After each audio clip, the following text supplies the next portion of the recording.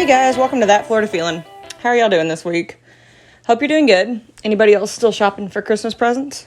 I know I am. I would like to say I was close to being done, and then, I realized that I wasn't. It happens. Not gonna lie. Good thing for gift cards. Thanks to everybody who interacted with the Facebook, Instagram, Twitter, and TikTok pages. I have a slight update about the Facebook stuff. My personal Facebook got hacked because apparently people are still doing that in 2022. I thought we had moved past that onto trying to just take everybody's Instagram, but, rude people still exist. So the group is fine from what I can tell. My husband's still an admin on it, so he'll be able to access it. But keep posting those memes and those fun Florida things that make Florida, Florida.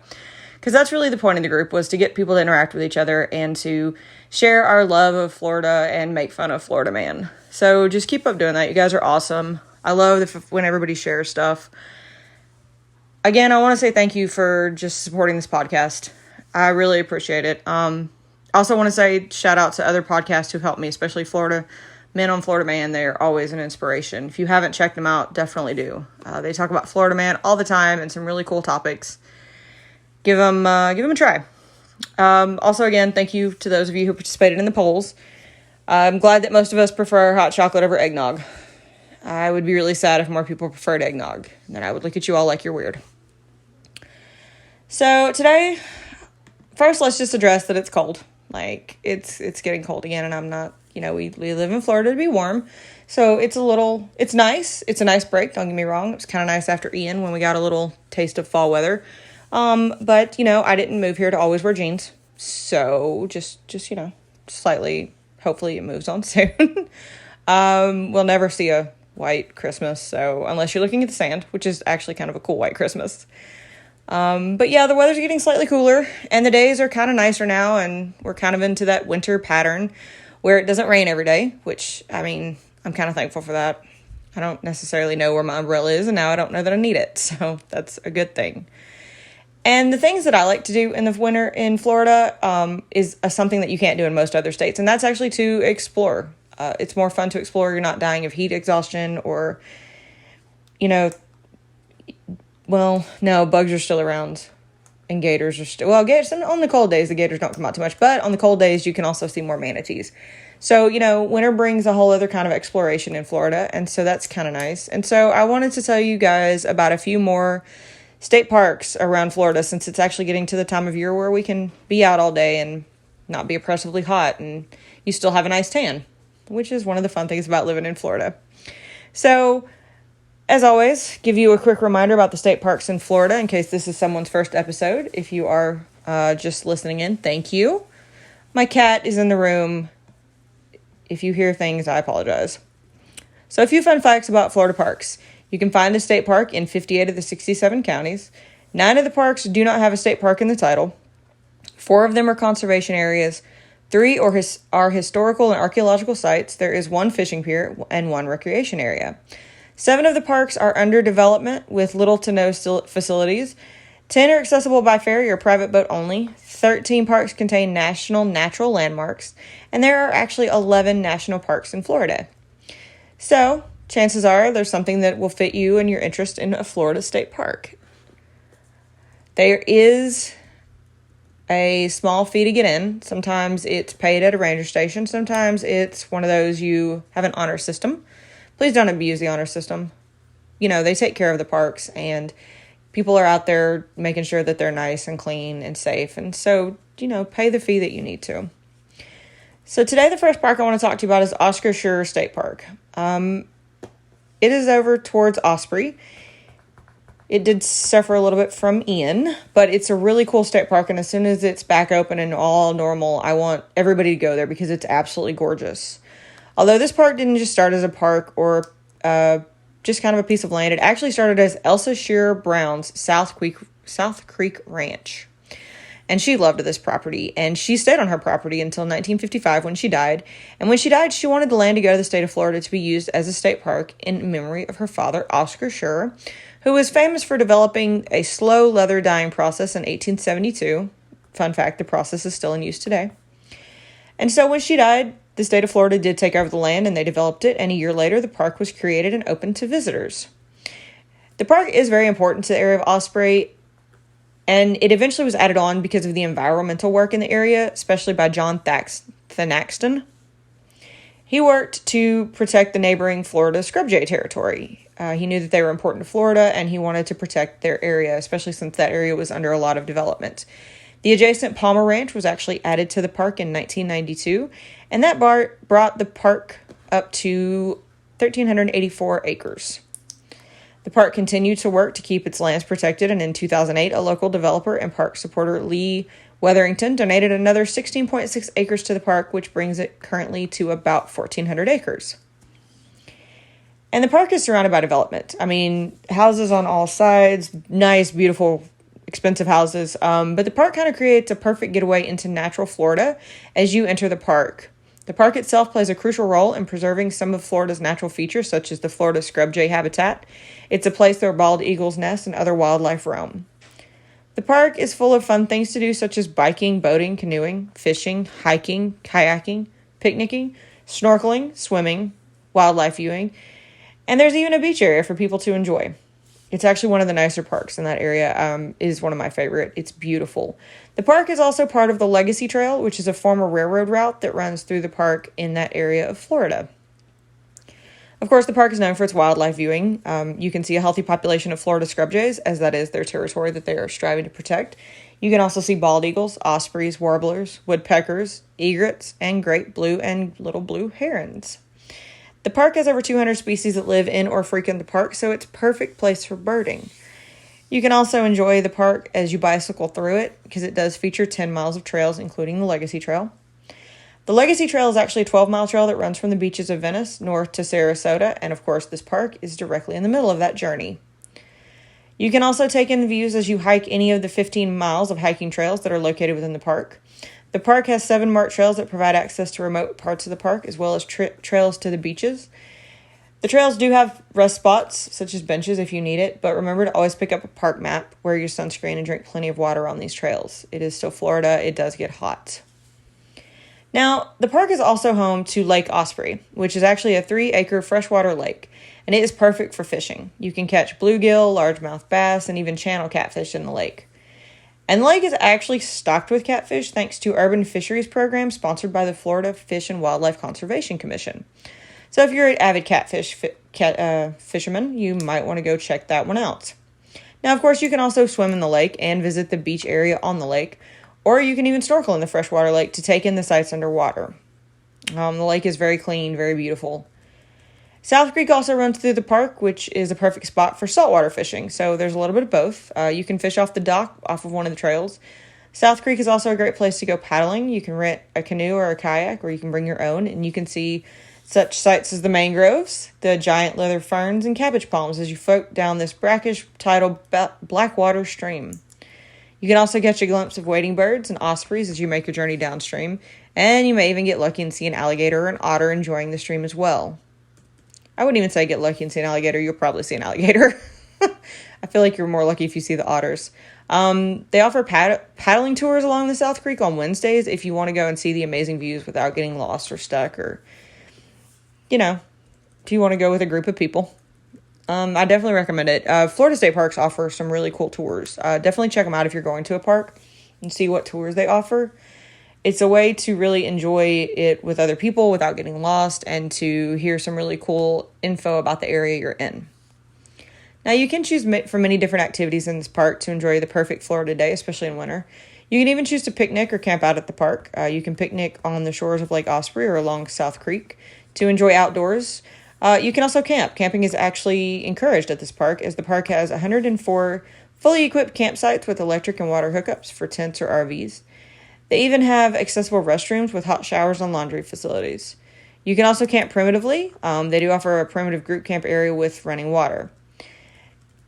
I mean, this park is amazing. I can't say enough about how beautiful it is, and it's really cool because all you see is, if you're driving up to it, all you see is the housing developments, and you're like, there's no way there's a park in the middle of this. And there is. It literally makes you forget about the developments in South Florida as you enter this park.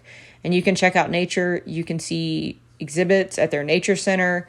You can have a family gathering, you can take in the wildlife from the trails or the water, or you can even have a wedding at this amazing Florida State Park with absolutely beautiful scenery. So the next time you're near Sarasota, Venice, Osprey, I definitely recommend checking out this state park. You'll have an entire day's worth of fun and much more. The next park I want to tell you about is not really a park, it's more of a reserve. It's the Rock Springs Run State Reserve, and it's about 14,000 acres. It sits about 30 miles north of Orlando and Sorrento. The reserve is an absolutely beautiful area filled with sand pine scrub and pine flatwoods that showcases the natural beauty in that area of Florida. The reserve is also a designated hunting area, so on certain weekends from September to January, you might hear gunshots. And they do mark off so people can't just really run into these hunting areas. But I think it's kind of cool that there is actually a reserve for hunting near Orlando, just that close to it. The park is home to Rock Springs Run, which forms a boundary between this park and the Wekiwa Springs State Park. The park was purchased by the state in 1983 for the purpose of preserving and protecting the land and animals. The park is a very interesting place, as you can see Indian mounds, pine flatwoods, swamplands, and artesian springs that contain a number of rivers and creeks. The park was originally a logging area, so you can still see the tram roads in the Forgotten Era in this part of Florida, as well as an old cemetery. The Ethel Cemetery is actually located in the reserve, and it's the oldest known cemetery in Lake County, as it was established in the 1880s. The cemetery is part of the forgotten town of Ethel. So talk about some old Florida history. The park is known for biking, canoeing, kayaking, horseback riding, hunting, and of course wildlife viewing. Bicycling is fun through this park as there are 15 miles of multi-use trails, so don't be surprised if you're on a trail and run into a walker, a horseback rider, or even a park vehicle. Hiking also has you have a huge choice in this thing. There's 14 miles of trails through the park where you can see the natural wildlife and plants. And this park does have a unique feature because it has the spring river run system that surrounds the rest of the preserved perimeter. And you can access that from the hiking trails. The system that surrounds the park is formed from the discharge of several artesian springs and a tannic runoff from the surrounding watersheds to create one of the absolutely most visually stunning canoe trails in Central Florida. So definitely if you're into canoeing, I would check this one out. The different trails give you the ability to see a lot of wildlife in the park. The wildlife in the park can include Florida black bears, scrub jays, sandhill cranes, indigo snakes, gopher tortoises, a variety of birds, and as always, an alligator. I'm just pretty sure anywhere you go in Florida, you can see an alligator.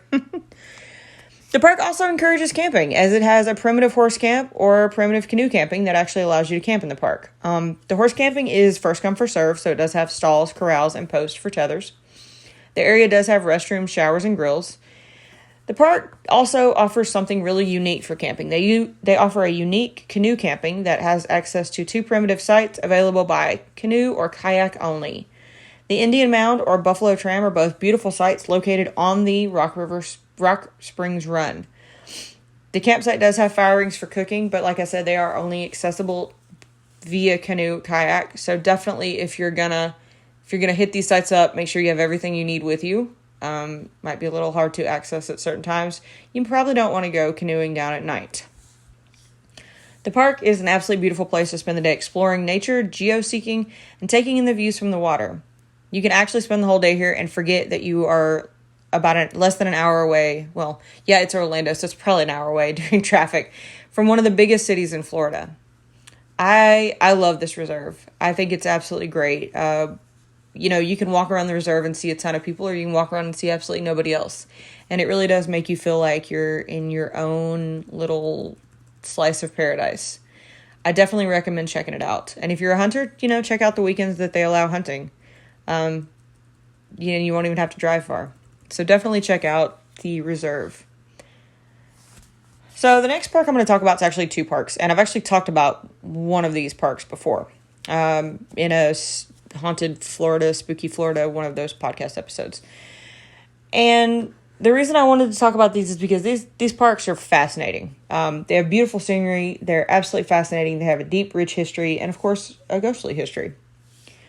The Bulow State Park and Bulow Plantation Ruins are located near Ormond Beach, and they are an absolutely great place to visit in Central Florida. They're also about an hour-ish outside of Orlando, so right north of Daytona. And I'm going to start with the state park, and I'm going to tell you about it, and then I'm going to tell you about the ruins. And like I said, if it sounds familiar, it's because I briefly talked about them in Spooky, Florida, as the park and the ruins have an interesting tree on the property. The Bulow State Park in Volusia County is right outside of Ormond Beach, and it is home to one of the largest remaining stands of southern live oak forest on the Florida's east coast. And of course, in this forest, there is a main attraction, and the main attraction in the park is the Fairchild Oak. It is one of the largest live oak trees in the South. It also has an interesting history that I'll tell you about in a minute.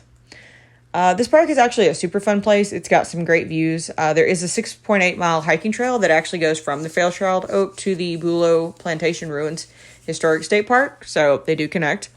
And you can use it for biking, hiking, walking, and it takes you through to see beautiful views of nature and wildlife. You can see a variety of birds such as blue herons, wood storks, egrets, wood ducks. This is one of those we've been to this. I've been to this state park, and you take in so many sights here, and it's so beautiful. And you walk this trail, and you kind of forget you're near Daytona or really civilizations at some point. And of course, as you explore this park, you make your way to the Walter Boardman Pond in the park. You can catch a glimpse of white-tailed deer, barred owls, raccoons, alligators, even a diamondback rattlesnake, so maybe watch where you step. Paddling is also another fun activity in this park, as you can paddle down the Bulow Creek State Canoe Trail. So another kind of trail. This trail is known for having beautiful views of cabbage palms, catching a glimpse of wildlife, or even catching redfish or snook as you float down the trail. You can see bald eagles flying overhead and swallow-tailed kites, and occasionally you might even float past a Florida manatee.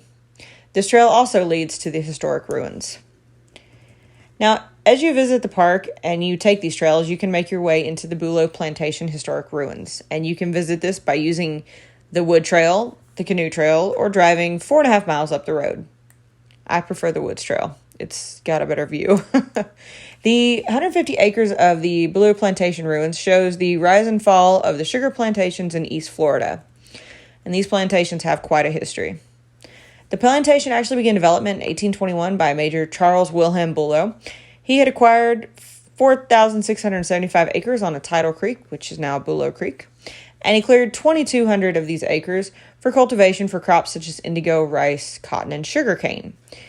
He was going to make a fortune, and he was going to do all this with enslaved labor.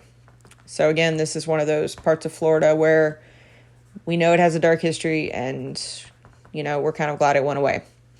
Now, of course, he managed this plantation until his death in 1823, which meant he was only there for 2 years. But he got a lot accomplished in 2 years. And after his death in 1823, his son, John Bulow, took over, and the sugar mill was constructed on the property. The sugar mill was actually his son's idea. And John Bulow actually, he was in the area, so were the Seminoles. And he actually disagreed with the plan to send the Seminoles to reservations outside of Florida. He actually was a supporter for them keeping their land. He even fired at the state militia for coming onto his property to try to get him to help. He wasn't going to do it. He didn't want to do it. He was actually arrested for shooting at them. And of course, by the time he was freed, it was apparent that the Seminoles were becoming hostile in the area. So he, and along with everybody else in the area, abandoned the plantation and moved north towards St. Augustine. So 1863, wow, I jumped 30-something years ahead. 1836, numbers are hard, you guys. In 1836, the Second Seminole War came to the property, and it decimated it. The ruins of the former plantation and sugar mill, slave cabins, and unique spring house actually still stand today, but it is a peek into the violent life on the Florida frontier in the 1800s.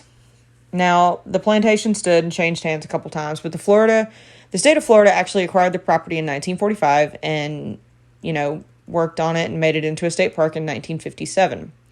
Now, the property was actually added to the National Register of Historic Places in 1970.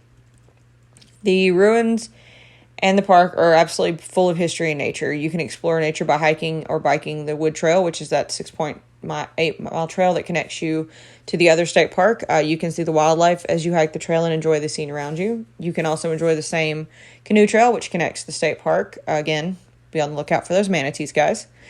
The ruins, though, offer a boat ramp for boats shorter than 16 feet, so you can actually explore and fish in the brackish waters.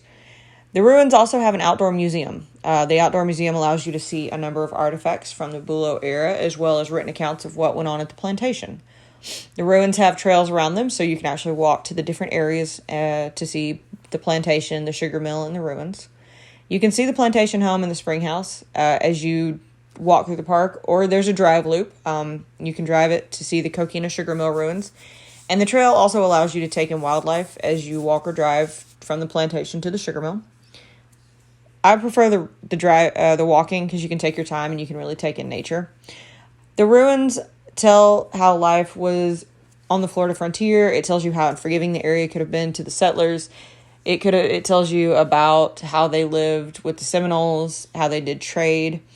And of course, now nature has reclaimed much of the land that was cleared out for the farming and, all the crops. And really, aside from the ruins, it shows how the area would have looked when it belonged to the Seminoles. So it kind of gives you a glimpse into both the frontier life and the way Florida used to look. So it is a really good glimpse into old Florida. Now, the Bulow State Park and historic ruins are both beautiful places to explore nature, view wildlife, learn about Florida history. But, of course, it also talks about the dark history. I said that the plantation was home to slaves, and it was also home to the Fairchild Oak that I told you about in the state park. Well, both of these lend to a dark history. The oak was actually named in honor of David Fairchild, who was a well-known botanist in Florida. The large oak is 70 feet tall with limbs that stretch over 300 feet across, and it's estimated to be between 400 and 600 years old. And this tree has stood the test of time. It has seen storms, wars, fires, droughts, hurricanes, and development, and it still stands. And the tree holds an ominous legend. The legend around the tree is that two of the previous owners of the land had tragic deaths near the tree. The first was James Ormond II, who owned the plantation and the land.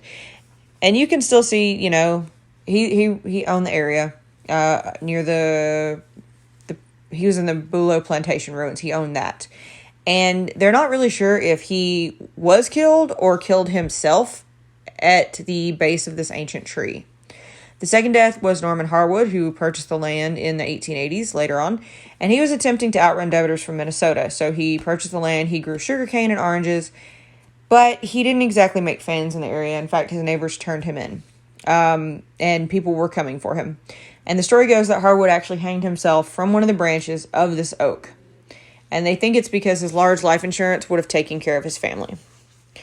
The legend goes that if you are there at night, you can see the ghostly figure of a man around the trees. You can also see spirits of Seminole Indians roaming the grounds looking for more places to burn down.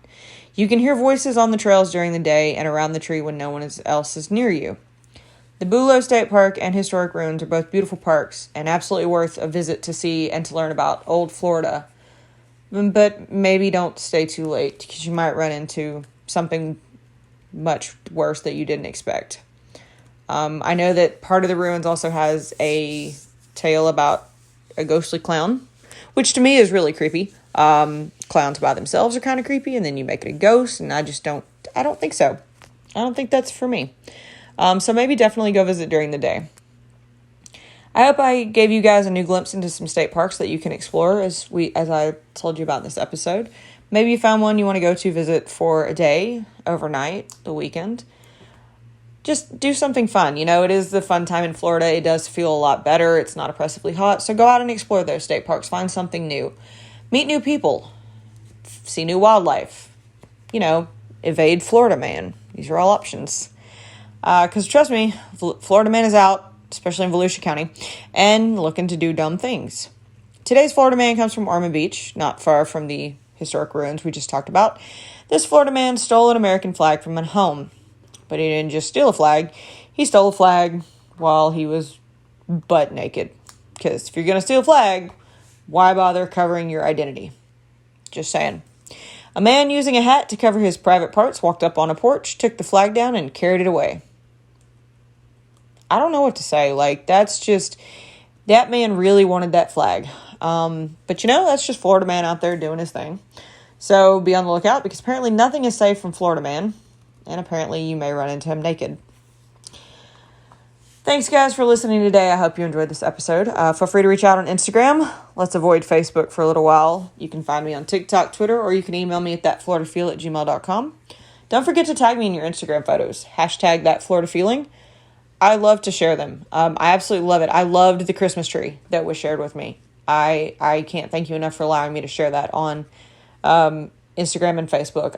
That is awesome that you've decorated a palm tree. I wish I had thought of that sooner. It's gorgeous. So, I love hearing from you guys. I love learning who you are, what you do, where you live in Florida. So don't forget to tag me and all that so that we can talk and I can share it with others. All right, guys. Good luck this week. Remember, if you are out shopping, be patient. You're not the only one, and be nice to one another.